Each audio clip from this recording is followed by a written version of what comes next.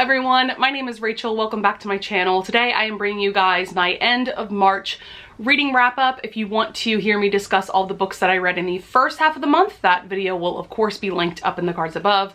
But today I have about like 18 or so books to talk about. I've read a total of 32 books in March, which is definitely my most successful reading month so far. So first things first, I thought I would very quickly mention all of the books that I read for a specific reading vlog that I did, reading some of Bree's favorite romances. And Bree's from the channel In Love and Words, I will link her up in the cards above if you don't know her, but she's by far one of my absolute favorite romance booktubers. And so I decided to read some of her all-time favorite romances that I hadn't read yet. So I'm not gonna bother showing the covers or anything for these books unless I own physical copies of them, but very quickly we have Misadventures of a College Girl by Lauren Rowe, gave that 4 stars. After that I read Archer's Voice by Mia Sheridan, gave this 5 stars. Absolutely adored it. Probably my favorite read of that reading vlog. Then after that, let's see, I read With Visions of Red, which is the first novella in the Broken Bond series by Trisha Wolfe, gave that 4 stars. After that, I read The Forbidden Man by Karina Halley, gave that 5 stars. Then we have The Gravity of Us by Brittany C. Cherry. I loved this book so much that I had to buy myself a physical copy of it. I obviously gave it 5 stars. My first Brittany C. Cherry book definitely was a success for me. Then last but not least for that reading vlog was Heartbreak Warfare by Heather M. Orgeron and Kate Stewart, and I also gave that 5 stars. So if you want to hear my thoughts about those books, just go check out that reading vlog. I didn't want to make this video any longer than it needed to be. Okay, so now to get into my more in-depth discussion. So the first book I want to talk about is A Week to Be Wicked by Tessa Dare. This is her second book in the Spindle Cove series, and I read the first book, A Night to Surrender, a couple months back and absolutely loved it. So I knew that I was going to adore this book as well because this is definitely a fan favorite among Tessa Dare fans, and I can totally see why. So this is about Colin and Minerva, and we were introduced to them in the first book. I was immediately obsessed with their dynamic because Minerva is very serious, she's bookish, she is a geologist from what I can remember. And then we have Colin, who is a rake. And what's so entertaining about their characters is that they just don't really understand each other. You can tell that they just don't get why the other person is the way that they are. And so the way that they were kind of pushed together in this installment was just so much fun. So basically, Minerva wants to travel, I want to say like all the way to Scotland, like it's a very long ways away, for this geology symposium. She wants to present some of her recent findings that are pretty much revolutionary. And then Colin basically needs to be anywhere but in Spindle Cove for the time being. I can't remember why. And so they make this pact basically that they are going to travel together to her symposium. They are going to fake an elopement. They are going to convince family and friends that they're in love. And there's a lot of hijinks involved in this book. You know, like I said earlier, these are two people that really don't understand one another, and so it was really cool to see them learn things about the other one and fall in love with each other. It was just really a fun time. Also, there were some really good steamy scenes in this book. Tessa Dare knows how to write smut. I always forget that about her. I always remember that her books are funny and she has interesting characters, but like she also writes just great romance. Next book I want to talk about is At Gravesend by Janine Frost. This is book 3 in her Night Huntress series, and this one I ended up giving 3 stars, unfortunately. I was quite a bit disappointed. After really enjoying the first 2 books in this series, I expected a lot from this third book, and unfortunately it didn't really deliver all that much for me. I think the main problem is that at this point in the series, Cat and Bones, our hero and heroine, are now in a very much committed relationship with each other. And I feel like Janine Frost could have done other things to keep their romance interesting, if that makes sense. I also just found that I lost the strong connection that I had to these 2 characters in the previous books. Something about the way that this story was written, also the plot in general, was kind of underwhelming for me personally. Yeah, it was very much a middle of the road book, which is why I gave it 3 stars. So after being disappointed in At Gravesend, I knew that I kind of immediately needed to go into the next book to see if this series maybe wasn't really for me, or to see if the series would be redeemed for me in any way. And so the next book is Destined for an Early Grave. And I really enjoyed this. I ended up giving it 4 stars. I do think that this book redeemed my love for Cat and Bones in general. The romance was more interesting. I liked the plot overall. Basically, each of these books kind of has an episodic villain, and I just was more interested in the villain in this installment than the one in the previous book. I also really liked the character development that both Cat and Bones went through in this book. That was another thing that I didn't love about At Gravesend, was I felt like Cat's character was very stagnant, and that can get very boring after a while. So yes, this book definitely redeemed my love for this series, and I'm really looking forward to reading the last couple of books ASAP. So next up we have A Vow So Bold and Deadly by Bridget Kemmerer. This is the 3rd and final book in the Cursebreakers trilogy. And I know I've talked about this book quite a bit on my channel before reading it, because I was definitely wary going into this one. So I adored A Curse So Dark and Lonely. It's still one of my top favorite YA fantasy books that I've ever read. It's not a book or a story that's for everyone necessarily, but I usually mesh really well with Bridget Kemmerer's writing. And so then going into A Heart So Fierce and Broken, which is the sequel, I was disappointed by it. I gave it 4 stars. That book, I just noticed, it felt a lot slower than the first book, and the direction that she decided to take some of the characters was not my favorite. And so there was a lot riding on this book in my mind in terms of how I would view the series as a whole. And you know what? I'm fine with this book. I ended up giving it 4 stars. I'm not quite sure if I enjoyed it more than A Heart So Fierce and Broken, but at the same time, I do feel a bit underwhelmed by the direction that the story went in this installment, and just how the series as a whole ended. I'm just fine with this book. But that's not what you want going into a final book of a series, you know? You want to be blown away.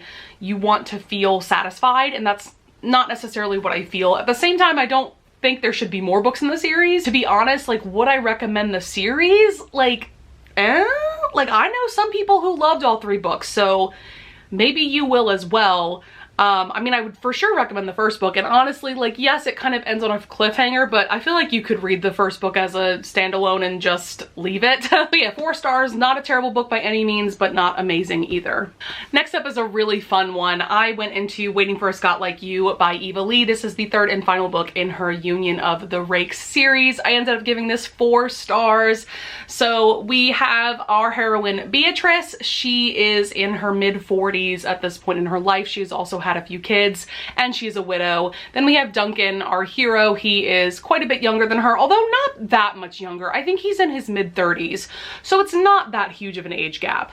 But one of the things that's really fun about this romance is that he is a dom and she is a sub. There were some fun, sexy times happening. Basically, the whole setup of this series is that it is based off of 80s rom-com movies, and this one for sure referenced Footloose and a couple of other films. But basically, Beatrice is trying to take control of her life and live as freely as possible. Now that she is a widow, she can do certain things that she wasn't able to do when she was single or when she was married.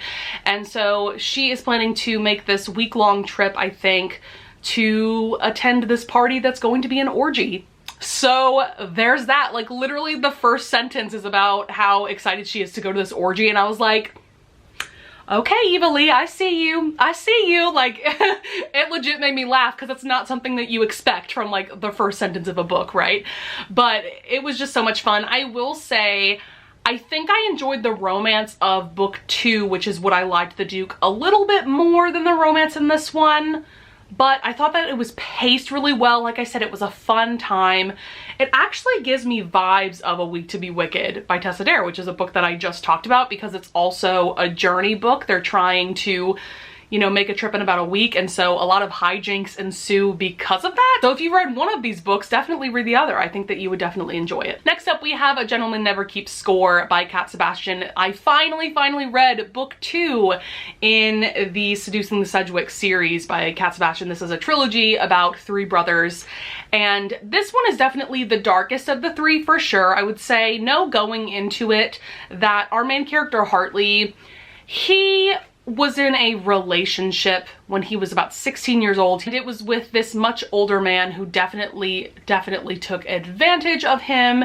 And so they did have a sexual relationship, but Hartley consented to it because this older man provided financially for his family. And so there's a lot of shame and guilt and embarrassment. Now we're seeing that people of the London society now view him as a pariah. They want nothing to do with him. And so then we have this man, Sam. He is a free black man who is running a pub in London, and he is forming this community of free black people so that they can support each other, whether that be financially or emotionally. Romance quickly ensues between the two of them. I loved this sweet, sweet romance between these two characters. Like, they're just so easily lovable, and I'm feeling emotional thinking about these two people and their stories. Like, Hartley and Sam are just so perfect for each other, and I just cannot recommend this book, this series, Cat Sebastian, enough. If you're looking for historicals that just make you feel whole inside, I don't know, I just feel like her books nourish my soul in a way that not a lot of other authors do. So yes, absolutely loved this, gave this 4 stars. Next book I want to talk about is Grip by Kennedy Ryan. This is the second installment in her Grip trilogy, and this is a trilogy that follows the same couple throughout. It's also a contemporary romance story. And so the first book, which I think was called Flow, is a short novella, and this one is definitely a full-length novel. Pretty much my only criticism about this book is that I thought it was actually a bit too long, considering that there is a third full-length novel in this series. But this is all about our main characters, Bristol and Grip. Grip is now a famous rapper, whereas in the prequel novella, he was kind of up and coming and paying his dues and all of that. And then we have Bristol, who is, at this point in the story, his manager. And it is just a very, very, very angsty romance between these two people. I fell in love with their story in the prequel novella. I gave that one 5 stars. I loved it so much. This one, like I said, I gave it 4 stars. I think that she could have accomplished what she needed to in less amount of pages. So I'm still really excited about going into Still, which is the final book, because I've heard that that is by far the best book of the series. I love Bristol and Grip. I really enjoy the discussions that are brought up because they are an interracial couple. Bristol is white and Grip is black. I don't think I've read many interracial romances now that I'm thinking about it, but if I have, they certainly didn't bring up racial issues the way that this series does. So I wholeheartedly recommend it. Definitely looking forward to the 3rd book. Next up is a fantasy romance that I have been dying to get to, and clearly I loved it because I now have a physical copy, but that is Radiance by Grace Draven. This is technically book 1 in her Wraith King series, but a lot of people read this as a standalone, and I can totally see why you could just read it on its own, but I am definitely planning on reading on in the series because there was an interesting little cliffhanger at the end of this one. But this is a really popular fantasy romance because it is just a beautiful and sweet friends to lovers romance between our 2 main characters. We have Brishan and Ildiko, and in this world there are essentially, I want to say 2 or 3 different human races, essentially. So Ildiko is a human and Brishan is of the Kai. And the Kai, I mean, you can kind of tell on the cover, but they have gray skin. They have like these large serrated teeth. They have claws for nails. They are very different looking from Ildiko's people, which are humans. And so one of the things that's really entertaining about this book is that it is an arranged marriage between these 2 people, and they clearly find each other to be repulsive. And it's interesting to hear Brishan describe what humans look like, because things that we don't think about, such as how human eyes have pupils and we can move our eyes all around and things like that, he finds repulsive and almost scary. So that was kind of entertaining to read about. And so these 2 meet actually right before they get married, and they instantly become really good friends. Oh man, this is one of those books that's going to make you think that maybe the friends to lovers trope is superior. I know some people didn't like this, and I think it's because if you are someone that doesn't like slower paced, character driven books, you might not like this. I know that Jess gave this 3 stars. Like, I can understand why some people did not enjoy this, but this is the kind of story that just really works for me, and I'm really looking forward to reading the other books in the series. It's just a stunning, stunning romance between Brishan and Ildiko. All right, so I'm gonna very quickly talk about a book that I DNF'd, and that was Golden Sun by Pierce Brown. This is book 2 in the Red Rising trilogy. So I got to page 50 and I was done. I really struggled with Pierce Brown's writing. I am convinced that if another author wrote this story, I would love this series because the world is interesting. This is a sci-fi dystopian series, if you don't know, about our main character Darrow. There's a society where they live in a color-coded society. He starts off the story as a red, which is the very bottom of the totem pole, and he gets transformed into a gold, which is the very top of the totem pole. And so in this book, we are seeing the fallout of everything that happened in that first book, and I just could not get into it. Next up, I'm going to talk about two books that are part of the same series that I am absolutely obsessed with. So first things first, we have Learn My Lesson by Katie Robert. Yes, I had to buy myself a physical copy of these books because this series is everything. So this is book 2 in her Wicked Villain series, and then I also read A Worthy Opponent, which is book 3. So book 1 is called Desperate Measures. Basically, this whole series centers around the idea of doing retellings of Disney movies that we all know and love, but one of the heroes or the heroines from those movies is now having a romance with the villain of the story. So the first book, Desperate Measures, was a romance between Jasmine and Jafar. I personally have no interest in reading that book because of the tropes that are involved. Also, I've never been intrigued by the idea of Jasmine and Jafar getting together. But I've heard that that book has a lot of CNC content, which means consensual non-consent, because that is what Jasmine and Jafar are into. I am not into that, so I'm not reading that book. But this one is an MFM romance between Meg, Hades, and Hercules. I'm just gonna let that sit for a second if you didn't already know what this book is about.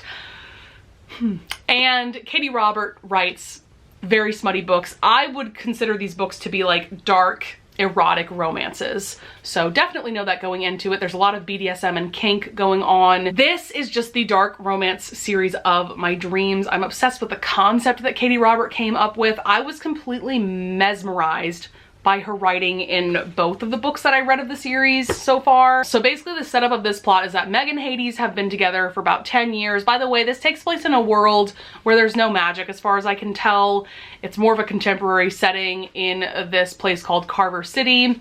And Hades runs this sex club called the Underworld. He also runs his own territory within this city. So basically, I think they're at a bar getting a drink, and Hades sees Hercules. He's a waiter at this bar. And things get very interesting from there. There are so many amazing things going on in this book.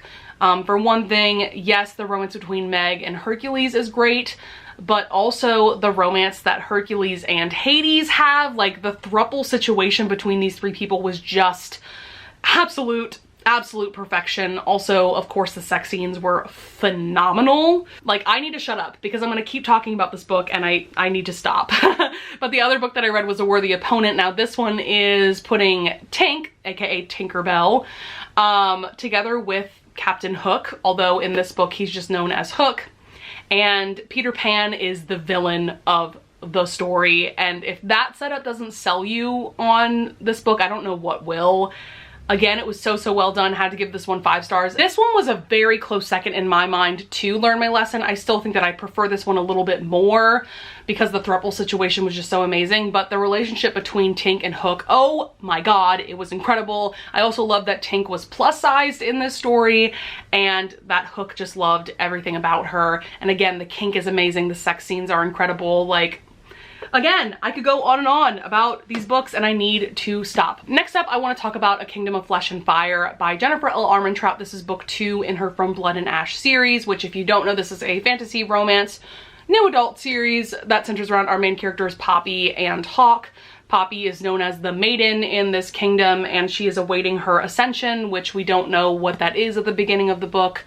But this also crosses into paranormal because there are vampires and werewolves involved, creatures like that. I adored the first book from Blood and Ash. This one I really liked. I ended up giving it 4 stars. I definitely think it suffered from filler book syndrome. Yeah, I mean, definitely like the first 200 pages or so almost nothing really happened. It was just a lot of back and forth between Poppy and Hawk. I'm really looking forward to the third book because of the way that this one ended, but at the same time, I'm not like dying to read it if I'm quite honest. I don't think I'm gonna buy a physical copy of it. This one was just a little bit meh for me, but I still really enjoyed JLA's writing and the characters for the most part. I mean, sometimes I was annoyed with how they were acting, but for the most part, I was fine with it. So yeah, like this was overall pretty solid, but not as amazing as the first book. Next up, I want to talk about Scandal in Spring by Lisa Kleypas. This is the fourth and final book in her Wallflower series. This one is about Daisy Bowman, who is the youngest of the four Wallflowers. Then we have Matthew Swift, who is a business partner with Daisy's father. And her father has been trying to marry her off to this man for a while at this point, and we find out that Matthew has been pining for Daisy for years because they've known each other since they were like 15. And that was one of the things I really enjoyed about this book, was the pining from Matthew. It just made me love his character so much. And the dynamic between them was so entertaining. Daisy by far is my favorite of the four Wallflowers, but Lillian is definitely a close second. I also loved that we got to see a lot of Lillian and Marcus in this fourth and final installment, because Marcus is probably my favorite Lisa Kleypas hero that I've read so far, although I will say that Sir Ross from Lady Sophia's Lover is a very close second. But yeah, needless to say, I loved seeing the two of them and their dynamic in this book as well. So last but certainly not least is Lord and Lady Spy by Shanna Galen. I picked this book up on a whim because Dana from Dana Quadrado, I will link her channel up in the cards above, she is in charge of this seasonal book club. It's called Seasonally Booked Up. There's a couple of other booktubers that are involved in that. I can't quite remember who, so I'm sorry if I'm forgetting people. But for spring, they are doing the Spring of Spies. And so this is the first book that they are reading for the season. And this is basically a Regency retelling of Mr. and Mrs. Smith. This was a fun time. I overall would give it 3.5 to 4 stars. I gave it 4 stars on Goodreads, but in my mind, it's a little bit more of a 3.5 stars. Basically, we have our main characters, Adrian and Sophia. They are both spies for the same agency, but they do not know that the other is a spy, and they are married to each other. It's also a marriage in trouble trope, which is my absolute favorite trope in romance novels. The reason why I didn't absolutely love this book though was that I wasn't completely happy with the conclusion of the murder mystery going on, because basically Adrian and Sophia get contracted to investigate this murder after they kind of get dismissed from being spies. So the conclusion of that murder mystery wasn't my absolute favorite, but I loved the chemistry between Adrian and Sophia. Also, I do want to point out that miscarriage is definitely a huge issue that's brought up in this book a lot, so I would be aware of that before going into this, but I thought that the way that Shanna Galen handled it was really well done. But I just loved that Adrian especially couldn't resist Sophia, and it was pretty mutual between the two of them. I love that they had this physical attraction to each other, even though they had over the years built up these emotional walls between each other. So yes, definitely recommend it. It was a really fun time. All right, guys, we made it through what I feel like is the longest wrap up of my life. I hope that you enjoyed. I would love it if you would leave a comment down below if you want to tell me about some of the books that you loved in March. And with that being said, I would love it if you would leave a like and subscribe, and I thank you in advance if you do, and I will see you guys in the next video. Bye!